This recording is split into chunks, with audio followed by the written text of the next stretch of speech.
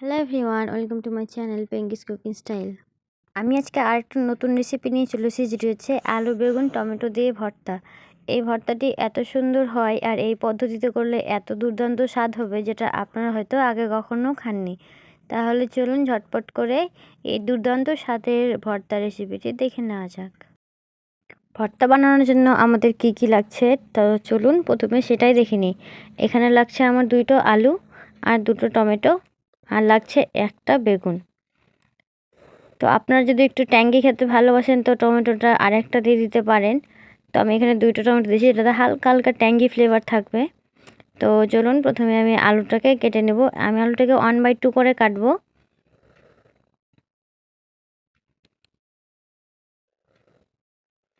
আর বেগুনটাকে মাঝখান থেকে হালকা একটু কেটে নিয়ে দেখে নেব যে বেগুনটার মধ্যে কোনো পোকা আছে কি নেই।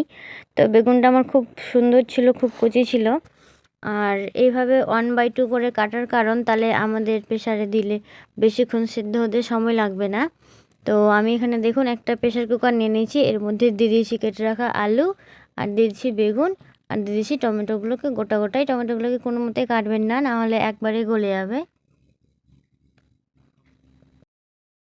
প্রেসার কুকারে আমার সবজি দেওয়া হয়ে গেলে এরপরে এর মধ্যে দিয়ে দেবো পরিমাণ মতো জল।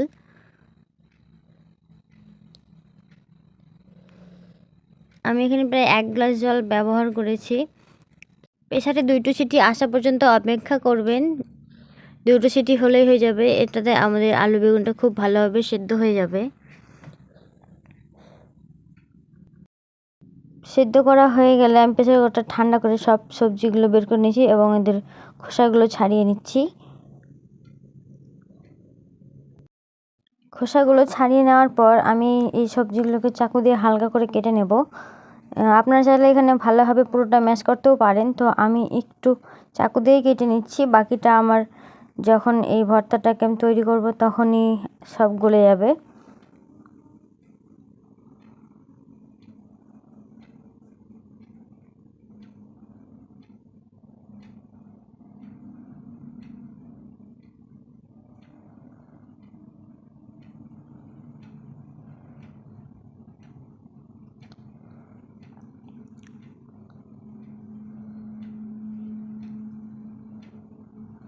সবগুলো আমার খুব ভালোভাবে কাটা হয়ে গেছে।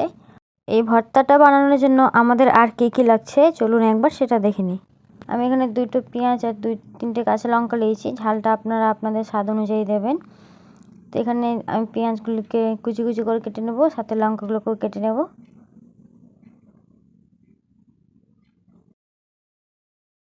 পেঁয়াজ লঙ্কাগুলো আমার কাটা হয়ে গেছে। এদিকে আমি গ্যাসে কড়াই বসিয়ে দিয়েছি, আর কড়াইতে দিয়ে দিয়েছি একটা কটা শুকনো লঙ্কা আর 2টা শুকনো লঙ্কা কুচি কুচি করে কেটে নিয়েছি।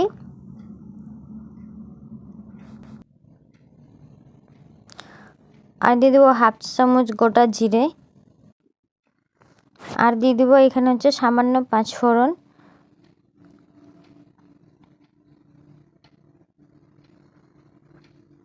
এরপরে দিয়ে দেবো এর মধ্যে 2 চামচ সরষের তেল।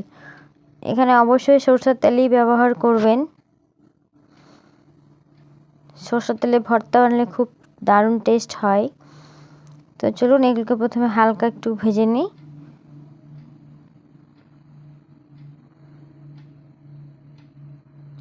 তো এখানে সবাই করে থাকে কি যে পেঁয়াজটা এখানে দিয়ে দেয়, কিন্তু আমি পেঁয়াজটা আবার তেলে দেব, তাই জন্য আমি প্রথমে এগুলোকে দিয়ে আলু বেগুনটাকে একটু কষিয়ে নেব। তো আমার এগুলো ভাজা হয়ে গেছে। তো এরপরে দিয়ে দেবো আমি সেদ্ধ করা আলু টমেটো বেগুনগুলোকে।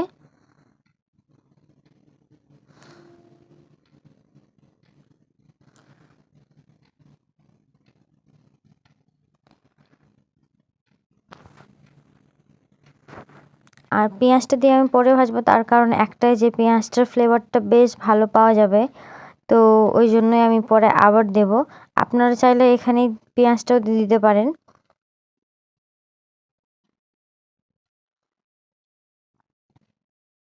তো প্রথমে এটা আমার দিয়ে দেওয়া হয়ে গেছে, এবার এটাকে আমি একটু নাড়িয়ে নেব। এটাকে জাস্ট 1 মিনিট নাড়াচাড়া করার পর এর মধ্যে আমি দিয়ে দেব কিছু মশলা। তো আমি এখানে প্রথমেই দিয়ে দিয়েছি হলুদ, হলুদটা খুব সামান্য দিয়েছি শুধুমাত্র হালকা একটু কালার আসার জন্য। আর দিয়ে দিয়েছি এখানে 1/2 চামচ লঙ্কা গুঁড়ো।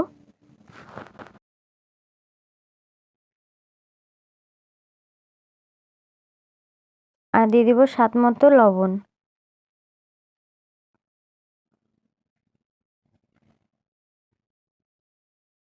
এখানে আমি আর কোনো মশলা দিলাম না, এটাকে চাইলাম খুব হালকা মশলার মধ্যে রাখতে। এগুলোকে দিয়ে আমি আরও 1 মিনিট নেড়ে চেড়ে নেব।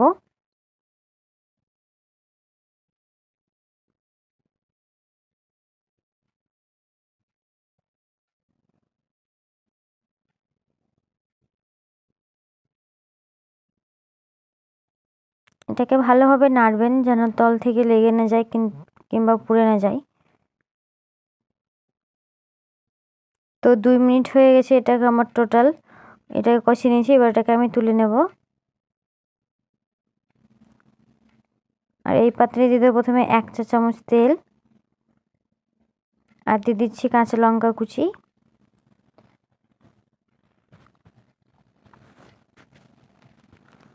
লঙ্কাটা একটু নেড়ে নেওয়ার পরেই আমি এখানে দিয়ে দেবো কুচনো পেঁয়াজগুলো।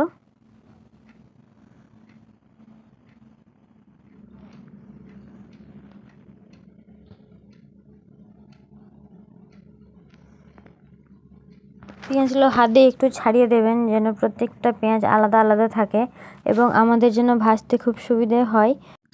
পেঁয়াজগুলোকে আমাদের ততক্ষণ ভাজতে হবে যতক্ষণ না পেঁয়াজের লাল কালার চলে আসে।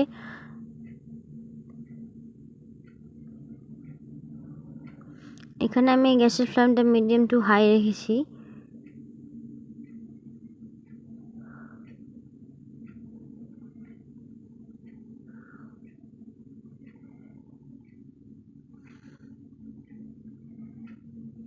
তো এখানে আমাদের পেঁয়াজটা ভাজা হয়ে গেছে খুব সুন্দরভাবে। এরকম কালার চলে আসলেই হবে পেঁয়াজের মধ্যে। এবার যে আলুর ভর্তাটা আমি করে রেখেছিলাম এর মধ্যে সেটা দিয়ে দেব।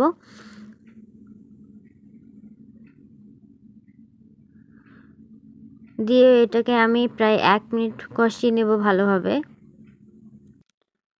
1 মিনিট আমার এটাকে খুব ভালোভাবে কষানো হয়ে গেছে। এর মধ্যে দিয়ে দেব কিছু ধনেপাতা।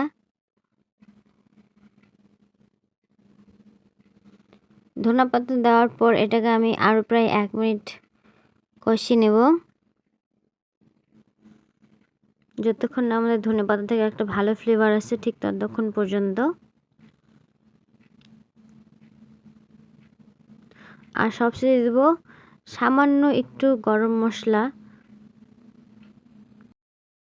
গরম মশলাটা আমি হাতে করে দিয়েছি, শুধুমাত্র 2টি আঙুলের মধ্যে যেটুকুনে গরম মশলা উঠবে সামান্য উপর থেকে ছিটিয়ে দেবেন। আর গরম মশলাটা দিয়ে মাত্র 10 সেকেন্ড নাড়াচাড়া করে গ্যাসটাকে অবশ্যই বন্ধ করে দেবেন। আমাদের আলুর ভর্তাটা একদম রেডি। গরম গরম ভাতের সাথে পরিবেশন করুন এই নতুন স্বাদের ভর্তা রেসিপিটি। এক থালা ভাত তো নিমিষেই শেষ হয়ে যাবে।